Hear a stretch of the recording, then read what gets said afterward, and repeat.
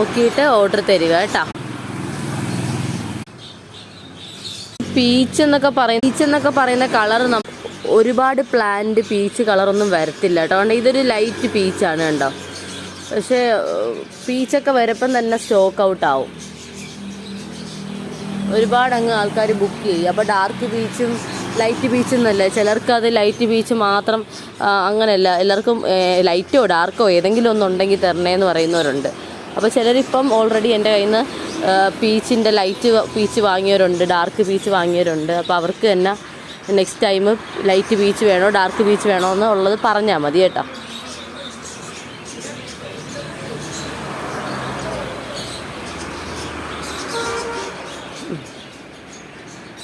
അപ്പം ഏതെങ്കിലും വേണമെന്ന് നോക്കിയിട്ട് മെസ്സേജ് ചെയ്താൽ മതി.